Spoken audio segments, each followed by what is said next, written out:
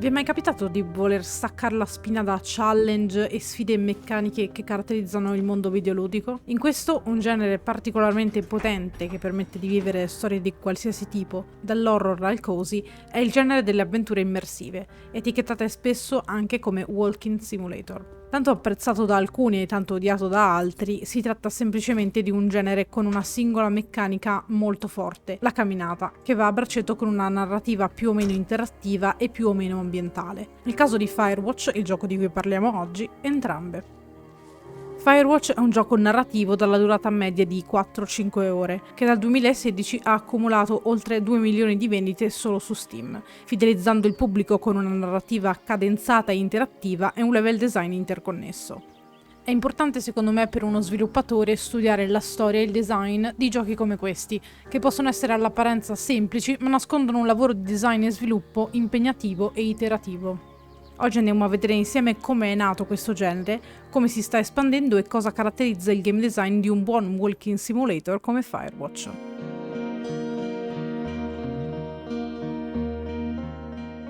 Il termine walking simulator è nato verso la fine degli anni 2000, come insulto usato nella community per definire giochi ritenuti poco interattivi o noiosi. Durante il periodo del Gamergate, infatti, intorno al 2014, il termine veniva spesso usato con tono dispregiativo, per screditare titoli come Gone Home e Dear Esther, criticati da alcuni videogiocatori conservatori e contrari anche, tra le altre cose, a temi femministi e LGBT all'interno dei videogiochi. I giochi etichettati erano infatti caratterizzati non solo dalla camminata e dall'esplorazione come meccanica importantissima e principale, ma soprattutto da un'esplorazione lenta e un forte controllo del ritmo, un'autorialità e una riflessione personale molto presente e spesso anche narrazioni delicate in cui vengono messi al centro temi personali, traumi, relazioni familiari, identità queer e perdita. Nonostante l'origine insultante, il termine è stato poi riaccolto positivamente da giocatori e sviluppatori. Tra l'altro è diventata anche una etichetta su Steam, dove i giochi walking simulator sono etichettati in quanto tali per la presenza di poche meccaniche, principalmente esplorative di camminata, molto atmosferici e spesso, ma non sempre, con poco rischio e challenge. Giochi come Dear Esther, The Stanley Parable, What Remains of Edith Finch, Soma hanno portato in auge nel primo decennio del 2000 questo genere specifico, che nonostante le critiche, a livello di design deriva direttamente da giochi punta e clicca fortemente narrativi ed esplorativi degli anni 90 e inizio anni 2000. Anche per la sua storia e il suo carattere particolare non è tra i generi più profittevoli sul mercato, ma con team spesso piccoli e spesso anche con poche necessità tecniche rispetto a titoli con più meccaniche, questi giochi hanno talvolta un bilancio limitato ma sostenibile, specialmente per quanto riguarda gli indie e singoli sviluppatori. Il genere ha proprio preso forma tra il 2014 e il 2016, portando in auge soprattutto diversi walking sim in prima persona profondamente immersivi, tra cui anche il gioco che andiamo ad analizzare oggi. È interessante studiare la storia del genere e delle etichette che vengono date ai videogiochi, ma io in questo video voglio soffermarmi non solo sulla storia del gioco e del suo sviluppo, ma anche sul suo design, e da game designer non mi vedrete usare spesso queste etichette che a volte risultano borderline, specialmente per determinati tipi di giochi con concept e meccaniche particolari. Mi troverete però a parlare della storia di un genere e del perché alcune caratteristiche ed etichette vengono associate ad esso, perché questo è rilevante per la storia del gioco e del suo sviluppo e secondo me anche per la storia dell'industria videoludica stessa.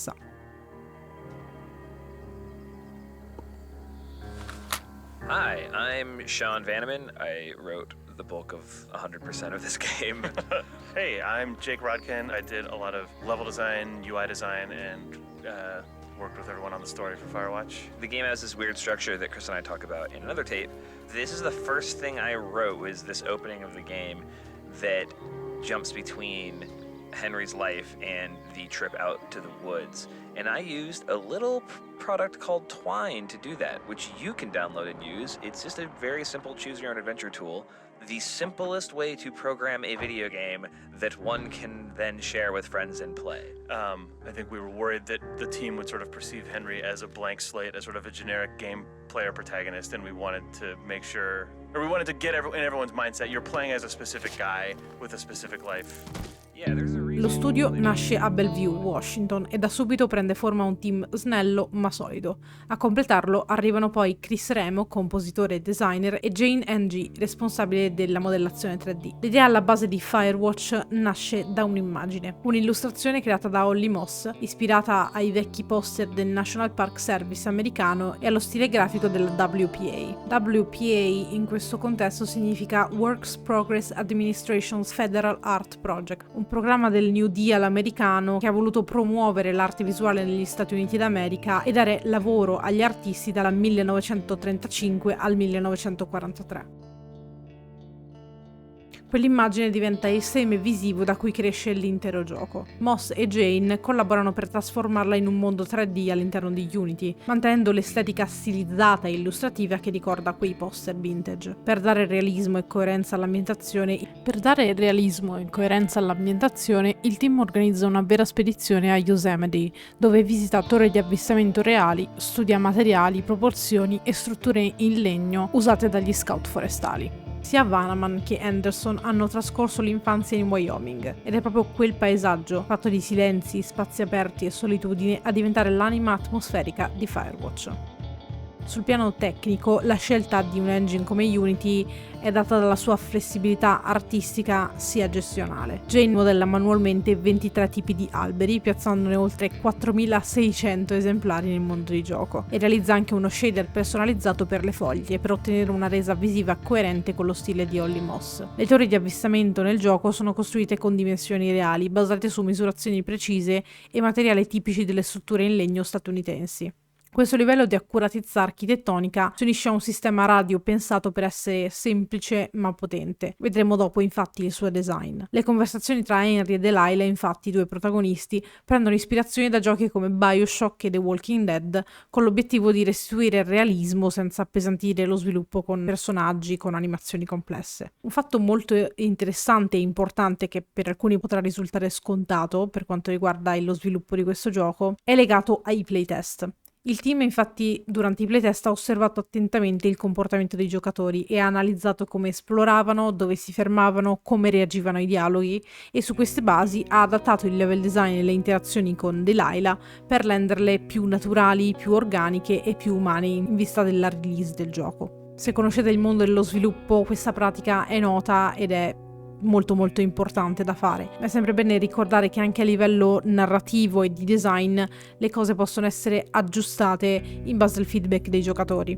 Il risultato è che al lancio Firewatch vende oltre 500.000 di copie nel primo mese, raggiunge poi il 1 milione entro la fine del 2016 e 2,5 entro il 2018. Fu un successo commerciale enorme per uno studio piccolo e un gioco costruito su dialoghi e camminate solitarie nel bosco.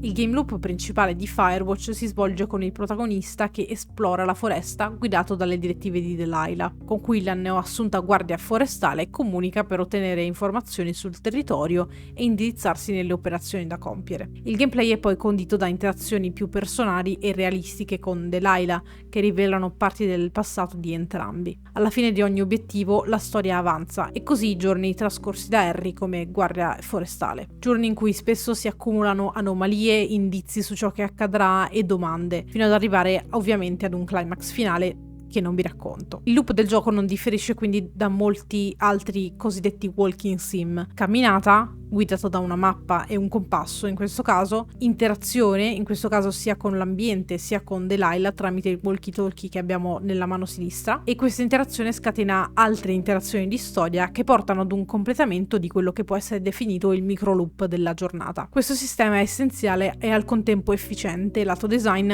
perché condensa lo stesso loop in una sezione narrativa e permette di ripeterla declinandola in varie modalità a seconda della missione, della giornata e della narrativa necessaria. Firewatch combina in un'avventura da una manciata di ore l'esplorazione e il level design con una narrativa interattiva. Dovendo comunicare attivamente con Delilah per eseguire delle operazioni sul campo, in quanto scout forestale, l'ambiente diventa parte integrante della narrativa e ogni luogo ha una storia e una funzione. In un gioco come questo, semplice e corto, in cui tutte le meccaniche sono riassunte in questo, è importante che il gioco abbia una fluidità e una varietà di pacing. Senza andare a commentare o recensire la qualità della storia in sé e soprattutto senza fare spoiler nel caso lo vogliate giocare, ci tengo comunque a spiegare come il gioco riesca a dare un ritmo costante senza mai annoiare. Gli sviluppatori ci sono riusciti grazie a una storia che ha diversi elementi di scoperta e colpi di scena, i quali raggiungono un climax, come spesso accade, verso la fine dell'avventura, accompagnato da una mappa che è fondamentalmente aperta, ma che presenta dei gate rappresentati da interazioni a cui puoi accedere solo con determinati oggetti e strumenti. Questo espediente è estremamente utilizzato nei videogiochi, soprattutto quelli pieni di esplorazione, come A Short Hike che abbiamo analizzato l'altra volta, permette al gioco di essere molto meno ripetitivo, nonostante tu debba viaggiare in diverse spedizioni da una parte all'altra della mappa, per varie ragioni. Infatti ad ogni capitolo o giorno troverai uno strumento che ti aprirà vie e mini zone della mappa che prima non potevi raggiungere. In questo il gioco ha un onboarding eccellente. Nel prologo infatti il protagonista si ritrova in difficoltà nello scalare una parete rocciosa estremamente ripida, principalmente per mancanza degli giusti strumenti, ed è impossibilitato nel risalire da quella parete. Più avanti nel gioco il personaggio si imbatte nuovamente in quella parete, che il nostro Harry soprannomina Widowmaker, e questa volta il gioco ti mostra che con gli strumenti necessari è possibile scalarlo, creando una scorciatoia per la zona successiva. Questo è un tipo di tutorial implicito che ci spiega in modo sottile il sistema di gating che il gioco avrà. Di conseguenza, quando un giocatore vede un'interazione impossibile, sa che da quella parte della mappa c'è uno strumento che permetterà di svolgerla in futuro. Questa spiegazione, integrata perfettamente nella storia, è utile non solo da un punto di vista di design, ma anche per tutti quei giocatori che non hanno la conoscenza o l'automatismo da altri giochi di riconoscere questo design dominante, creando quindi un layer di accessibilità che è utile e rende il gioco più godibile per tutti quanti. In questo caso infatti l'obiettivo di design non è creare una sfida, ma raccontare una storia, e per farlo le meccaniche e l'esplorazione deve essere non solo chiara al giocatore, ma ogni sistema deve sostenere la narrativa e la storia, senza creare gameplay eccessivamente complesso. In questo aiutano diversi fattori, sia di design sia artistici. Il mondo fondamentalmente aperto, come dicevamo, e la presenza di micro narrazioni ambientali per ogni area e interazioni, talvolta anche opzionali. La presenza di una mappa e una bussola fisici, con una UI che diventa profondamente diegetica, cosa che in un gioco come questo, che deve essere immersivo, aiuta in modi che forse veramente sono sottovalutati. Anche il walkie-talkie, il principale strumento attraverso cui interagisci narrativamente con Delilah, è un unico strumento reale di gioco, e quando esso viene a mancare o il segnale è assente, il silenzio non è solo giustificato, ma è profondamente immersivo. Lato artistico aiuta a avere un'ambientazione e un tema della storia che ci costringe a passare attraverso varie zone rocciose e forestali, con una palette continuativa ma con piccole sfumature a seconda della zona. I dialoghi inoltre sono ramificati, ma deviano semplicemente il tono e le sfumature della narrazione del gameplay. So we had hard cuts on the brain already, and then this felt like the missing piece. We could bridge the gap between a linear story and an open world by splitting our game up temporally into days, and then skipping the days in which nothing narratively interesting is happening and placing the cuts at points of closure or tension. We could go from day 1 to day 2 to day 3, but then all the way to day 9, and then everything in between the cuts would be in the player's control. Unfortunately, there was a big design drawback to the day system, which is that players didn't know when a cut was coming. This was intentional, but it also meant some players ended up being softly discouraged from treating the world as a fully explorable space, since the story might theoretically interrupt their exploration at any time, obscuring the explorable side content we built. Every game design decision, in that sense, reflects a set of trade-offs. You can only negotiate those trade-offs consistently over the course of development if you have a clear set of priorities. In our case, the narrative integrity of the game was ultimately a priority over certain expressions of player agency. I really do think if we made Firewatch again, we would navigate this particular trade-off a bit better, but knowing our priorities did at least keep us honest enough to make some clear decisions and move forward with functional if imperfect solutions. Nel suo intervento alla GDC, il designer Chris Remo ha spiegato che avere un mondo aperto, una mappa accessibile in ogni momento e far sì che Henry la riempia progressivamente man mano che avanza nel corso del gioco permette ai giocatori di pianificare e imparare attivamente i percorsi. Inoltre, vedendo le linee sulla mappa aumentare e le informazioni accrescersi, è possibile percepire un senso di progressione tangibile. Questa progressione geografica, anche se semplice, funge da strato ludico più tradizionale, una componente di gameplay da masticare sotto alla superficie narrativa più morbida e contemplativa. È interessante notare che questo approccio è il risultato di un processo di sviluppo che era precedentemente più ambizioso dal punto di vista sistemico, come dichiarato dagli sviluppatori. Il team aveva infatti designato un open world narrativo con un sistema giorno-notte continuativo e meccaniche come la ricerca attiva di incendi tramite il binocolo e strumenti della torre. Tutto prototipato, ma poi scartato per mantenere l'esperienza più snella e coerente con la visione finale.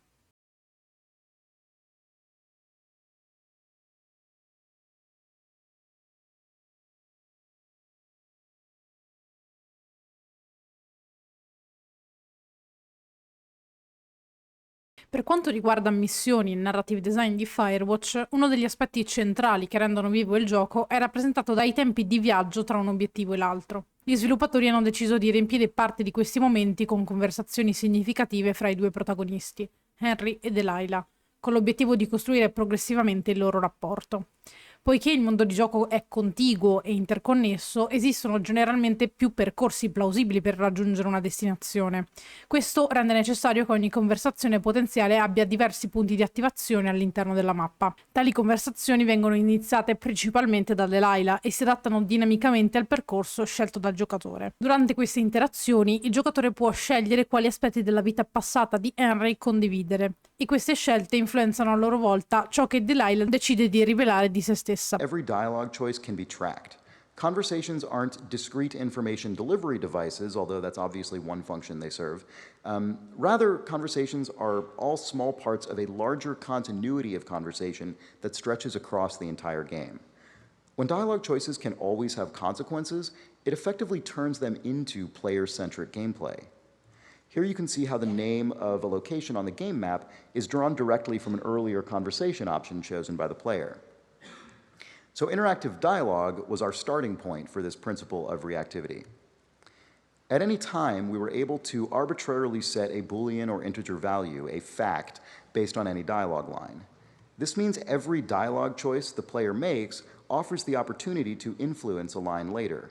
Here you can see how the dialogue choices about that steep shale slide Henry encounters set facts that will be checked by the map Le to informazioni name that condivise in area. una conversazione possono modificare i contenuti delle interazioni successive e l'intera esperienza di gioco. Il sistema è progettato per permettere differenti gradi di apertura fra i personaggi, fino al punto in cui è possibile che Henry non riveli quasi nulla del proprio passato se il giocatore sceglie di giocare in questo modo. Sebbene l'intento degli sviluppatori fosse quello di far vivere al giocatore almeno una parte di queste conversazioni, il gioco rimane sufficientemente aperto da permettere che molte di esse vengano saltate in base allo stile e al ritmo con cui si vuole affrontare l'avventura. I designer hanno riflettuto su un concetto fondamentale per i giochi narrativi. In questo tipo di esperienza, la forza del gioco non risiede tanto nella scelta in sé, quanto nelle conseguenze che ne derivano.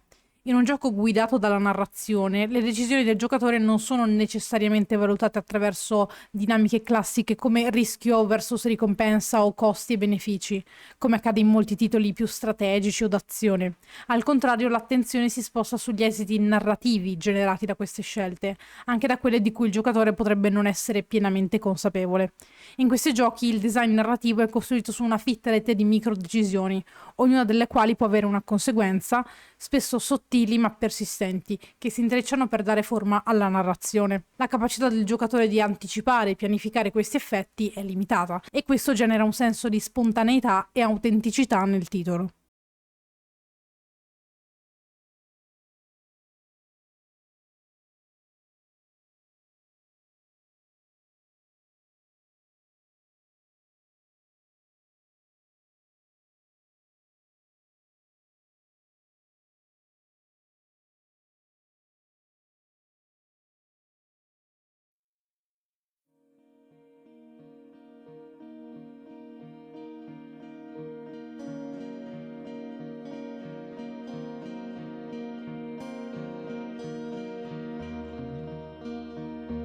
Il design e il successo di Firewatch ci insegna anche che il successo di un team indie narrativo si basa anche sulla sua flessibilità lato sistemi, strumenti e metodi di revisione e integrazione della narrativa nel game design. È fondamentale infatti progettare sistemi narrativi flessibili che si adattino al comportamento del giocatore e sappiano valorizzare il tempo esplorativo con contenuti significativi. Da questo progetto possiamo imparare non solo un design improntato all'essenzialità e all'immersività, ma anche le esperienze degli sviluppatori che dimostrano di dare importanza alla revisione, ai playtest, alla necessità di tagliare contenuti, ma soprattutto all'integrazione armoniosa dei sistemi con la narrativa. E voi conoscete altri giochi brevi ma intensi come Firewatch, il cui design è talmente solido da aver creato un successo? Fatemelo sapere nei commenti, non dimenticatevi di lasciare un like se il video vi è piaciuto, lasciatemi i vostri feedback sempre qui sotto e iscrivetevi se non volete perdervi altri video di game, level design, narrativa e dintorni. A presto ragazzi!